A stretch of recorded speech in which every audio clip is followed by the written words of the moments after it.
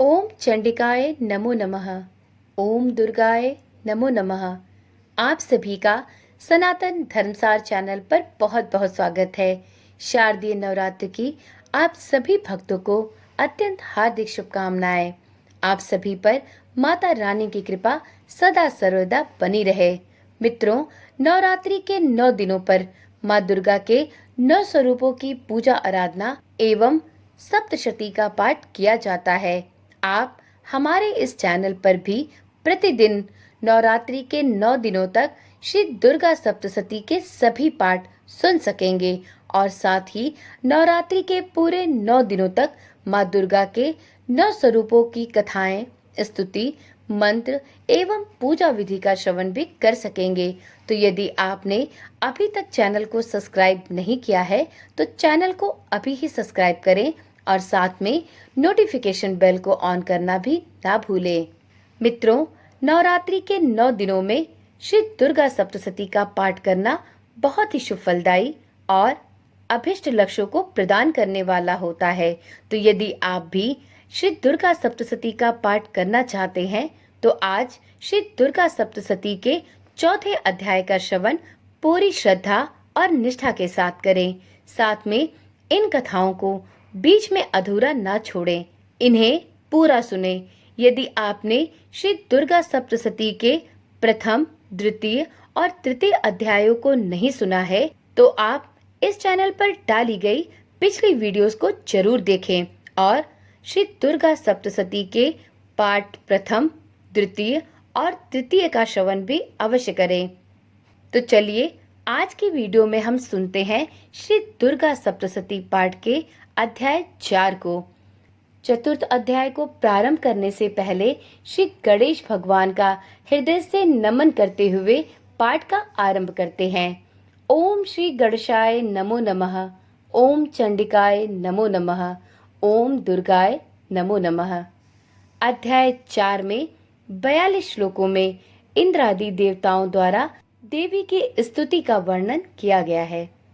महर्षि मेधा बोले, देवी ने जब पराक्रमी दुरात्मा महिषासुर को मार गिराया और असुरों की सेना को मार दिया, तब इंद्रादि समस्त देवता अपने सिर तथा शरीर को झुकाकर भगवती की स्तुति करने लगे। जिस देवी ने अपनी शक्ति से यह जगत व्याप्त किया है और जो संपूर्ण देवताओं तथा महर्षियों की पूजनीय है, उस अंबिका को हम भक्ति पूर्वक नमस्कार करते हैं। वह हम सबका कल्याण करे।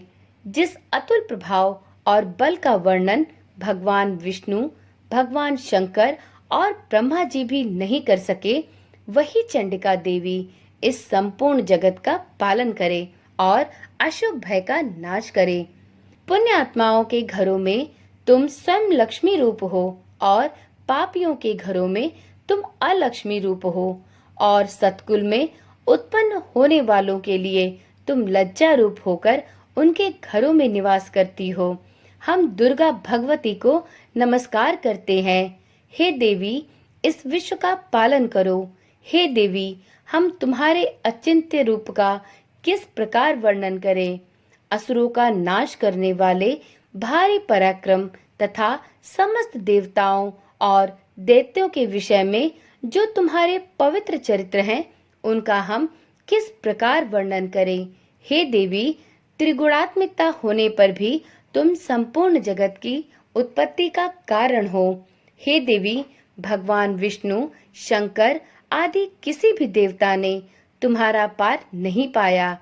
तुम सबके आश्रय हो।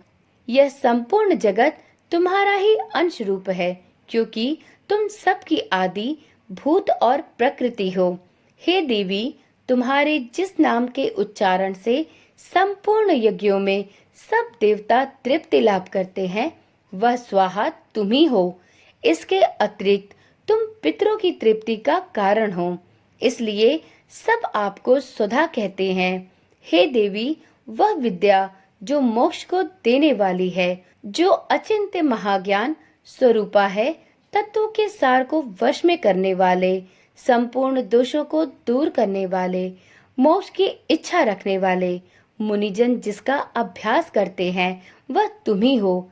तुम वाणी रूप हो और दोष रहित ऋग तथा यजुर्वेदों की एवं उद्गीत और सुंदर पदों के पाठ वाले सामवेद की आश्रय रूप हो। तुम भगवती हो। इस विश्व की उत्पत्ति एवं पालन के लिए तुम वार्ता के रूप में प्रकट हुई हो और तुम संपूर्ण संसार की पीड़ा हरने वाली हो। हे देवी, जिससे सारे शास्त्रों को जाना जाता है वह मेधा शक्ति तुम ही हो और दुर्गम भवसागर से पार करने वाली नौका भी तुम ही हो। लक्ष्मी रूप से विष्णु भगवान के हृदय में निवास करने वाली और भगवान महादेव द्वारा सम्मानित गौरी देवी तुम ही हो। मंद मुस्कान वाले निर्मल पूर्ण चंद्र बिंब के समान उत्तम सुवर्ण की मनोहर कांति से कामनीय तुम्हारे मुख को देखकर भी महिषासुर क्रोध में भर गया। यह बड़े आश्चर्य की बात है। और हे देवी, तुम्हारा यही मुख जब क्रोध से भर गया तो उदय काल के चंद्रमा की भांति लाल हो गया और तनी हुई भवों के कारण विकराल रूप हो गया। उसे देखकर भी महिषासुर के शीघ्र प्राण नहीं निकल गए। यह बड़े आश्चर्य की बात है। आपके कुपित मुख के दर्शन करके भला कौन जीवित रह सकता है। हे देवी, तुम हमारे कल्याण के लिए प्रसन्न हो। आपके प्रसन्न होने से इस जगत का अभ्युदय होता है और जब आप क्रुद्ध हो जाती हैं तो कितने ही कुलों का सर्वनाश होता है।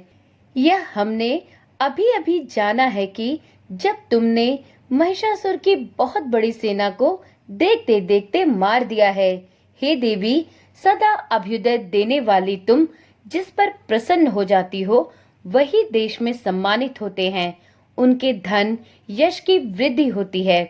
उनका धर्म कभी शिथिल नहीं होता और उनके यहाँ अधिक पुत्र पुत्रियां और नौकर होते हैं। हे देवी, तुम्हारी कृपा से ही धर्मात्मा पुरुष प्रतिदिन श्रद्धा पूर्वक यज्ञ करता है और धर्मानुकूल आचरण करता है। उसके प्रभाव से वह स्वर्ग लोक में जाता है, क्योंकि तुम तीनों लोकों में मनोवांछित फल देने वाली हो। हे माँ दुर्गे, तुम स्मरण करने पर संपूर्ण जीवों के भय को नष्ट कर देती हो और स्थिर चित्त वालों के द्वारा चिंतन करने पर उन्हें और अत्यंत मंगल देती हो। हे दारिद्र दुख नाशिनी देवी, तुम्हारे सिवा दूसरा कौन है। तुम्हारा चित्त सदा दूसरों के उपकार में लगा रहता है। हे देवी, तुम शत्रुओं को इसलिए मारती हो कि उनके मारने से दूसरों को सुख मिलता है। वह चाहे नरक में जाने के लिए चिरकाल तक पाप करते रहे हो, किंतु तुम्हारे साथ युद्ध करके वह सीधे स्वर्ग को जाएं। इसलिए तुम उनका वध करती हो। हे देवी, क्या तुम दृष्टिपात मात्र से समस्त असुरों को भस्म नहीं कर सकती? अवश्य ही कर सकती हो, किंतु तुम्हारा शत्रुओं को शस्त्रों के द्वारा मारना इसलिए है कि शस्त्रों के द्वारा मरकर वह स्वर्ग को जाए। इस तरह से हे देवी, उन शत्रुओं के प्रति भी तुम्हारा विचार अति उत्तम है। हे देवी, तुम्हारे उग्र खड्ग की चमक से और त्रिशूल की नोक की कांति की किरणों से असुरों की आंखें फूट नहीं गई।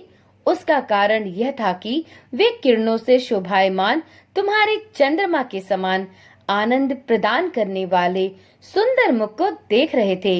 हे देवी, तुम्हारा शील बुरे वृतांत को दूर करने वाला है और सबसे अधिक तुम्हारा रूप है, जो न तो कभी चिंतन में आ सकता है और न जिसकी दूसरों से कभी तुलना हो सकती है।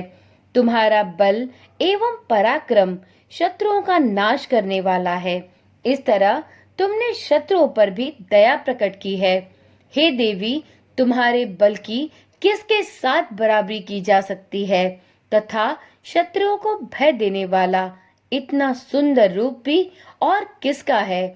हृदय में कृपा और युद्ध में निष्ठुरता, यह दोनों बातें तीनों लोकों में केवल तुम्हीं में देखने में आई हैं। हे माता, युद्ध भूमि में शत्रुओं को मारकर तुमने उन्हें स्वर्ग लोक पहुंचाया है। इस तरह तीनों लोकों की तुमने रक्षा की है तथा उन उन्मत्त असुरों से जो हमें भय था उसको भी तुमने दूर किया है। तुमको हमारा नमस्कार है। हे देवी, तुम शूल तथा खड्ग से हमारी रक्षा करो तथा घंटे की ध्वनि और धनुष की टंकोर से भी हमारी रक्षा करो।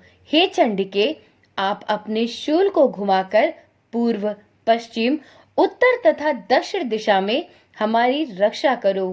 तीनों लोकों में जो तुम्हारे सौम्य रूप हैं तथा घोर रूप हैं, उनसे हमारी रक्षा करो तथा इस पृथ्वी की रक्षा करो। हे अंबिके, आपके कर पल्लवों में जो खड्ग, शूल और गदा आदि शस्त्र जो शोभा पा रहे हैं, उनसे हमारी रक्षा करो। महर्षि बोले कि इस प्रकार जब सभी देवताओं ने जगत माता भगवती की स्तुति की और नंदवन के पुष्पों तथा गंध अनुलेपों द्वारा उनका पूजन किया और फिर सबने मिलकर जब सुगंधित एवं दिव्य धूपों द्वारा उनको सुगंधि निवेदन की, तब देवी ने प्रसन्न होकर कहा, हे देवताओं, तुम सब मुझसे मनोवांछित वर मांगो। देवता बोले, हे भगवती, तुमने हमारा सब कुछ कार्य कर दिया है। अब हमारे लिए कुछ भी मांगना शेष नहीं रहा, क्योंकि तुमने हमारे शत्रु महिषासुर को मार डाला है।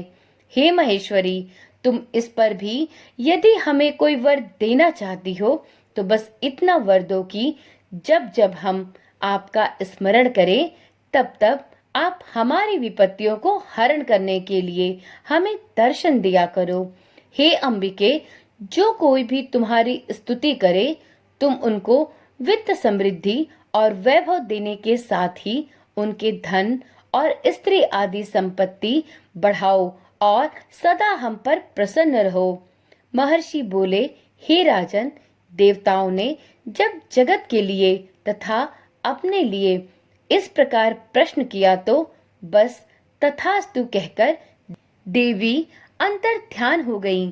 हे भूप, जिस प्रकार तीनों लोकों का हित चाहने वाली यह भगवती देवताओं के शरीर से उत्पन्न हुई थी, वह सारा वृतांत मैंने आपसे कह दिया है और इसके पश्चात दुष्ट असुरों तथा शुंभ निशुंभ का वध करने और सब लोगों की रक्षा करने के लिए जिस प्रकार गौरी देवी के शरीर से उत्पन्न हुई थी, वह सारा वृतांत मैं यथावत वर्णन करता हूँ।